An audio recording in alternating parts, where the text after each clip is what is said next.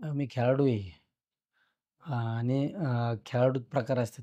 जिगरबाज खेळाडू आहे मी आणि ज्याला त्रास होतो त्याने राजकारण नाही करायचं. त्याने झेंडूबामची गोळी घेऊन झेंडूबामची बाटली घेऊन झोपायचं त्याने. शिपाई गळ्यात हात घालतो जेवायच्या टायमाला जर मी एखाद्या ऑफिसमध्ये गेलो मला जरी भूक लागली तर त्याला मी हळूच म्हणतो, "यार काय आहे का नाही अवस्था?"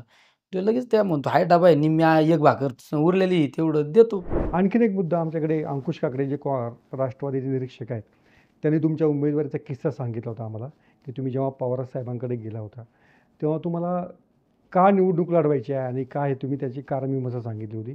आणि पवार साहेबांबरोबर तुम्ही तेव्हा भावनिक झाला होता, की काय नक्की तुम्हाला त्रास होत होता किंवा काय कशासाठी मला काय त्रास होणार नाही. मी काय आजारी होतो काय त्रास व्हायला? कोणी तुम्हाला त्रास देत होतं? काय? तुम्हाला कोणी त्रास देत होतं?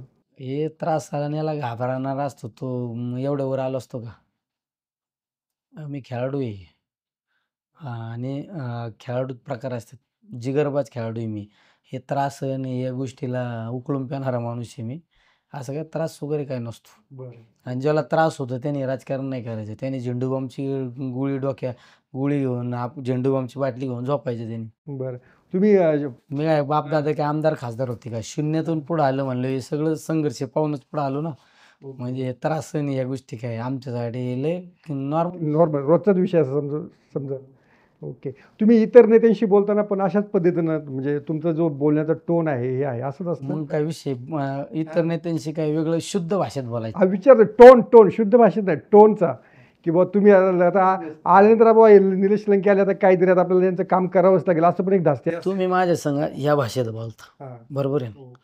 तुम्ही एखाद्या लय मोठ्या माणसाची बोलत असताना तुम्ही काय भाषा बदलत नाही. नाही बदलत, याच टोनमध्ये बोलतो. आपली बोलीभाषा असते ना प्रत्येकाची. हो. बोलीभाषा बदलत नसते ना.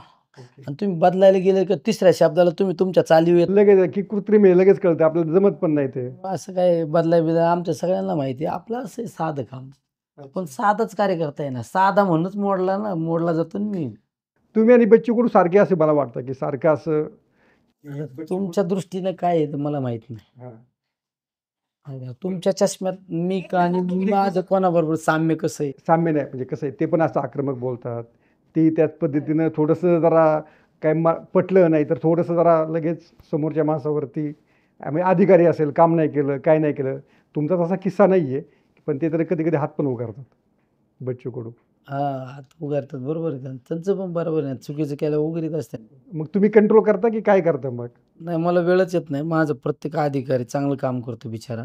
बरं. आणि आपण आज्ञाधारकपणे विनंती-वजा जर सांगितलं तर करतात. कोट आमच्या भाषेत कोट अनकोट म्हणतात त्याला. विनंती वजा म्हणजे विनंती वजा म्हणजे समजलं तर विनंती. मी प्रत्येकाला आज पण फोन केल्यानंतर साहेब माझी नम्र विनंती आहे. माझ्या अशा गरीब माणसाचं काम आहे तेवढं काम करा साहेब.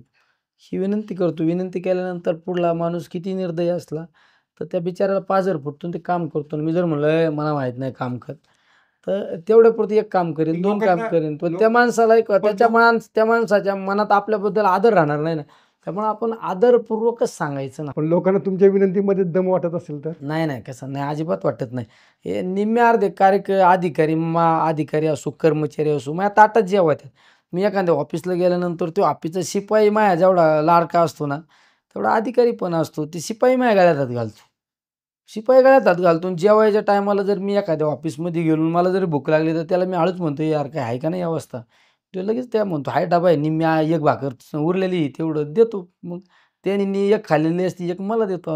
असं प्रेम आहे आपलं. म्हणजे उगाच त्याच्याशिवाय अधिकारी मला सगळ्या निवडणुकीत अधिकाऱ्यांचं सगळ्यात जास्त मतदान झालंय. हे पोस्टल मतदान कोणाचं असतं? अधिकारी कर्मचाऱ्यांचा असतो. त्यांचं चांगलं मतदान असतं. ठीक आहे, आता टॉपचे अधिकारी जे असतात ना, उच्च एकदम ते IPS BPS म्हणतात ना, त्या दर्जाचे अधिकारी त्यांना सत्तेवाल्यांचं ऐकावं लागतं ना. त्याच्यामुळे त्यांच्याकडून थोडं दुजाभाव होतो म्हणायला. पण ते आपण सोडून द्यायचं, त्याचा काही विचार करायचा.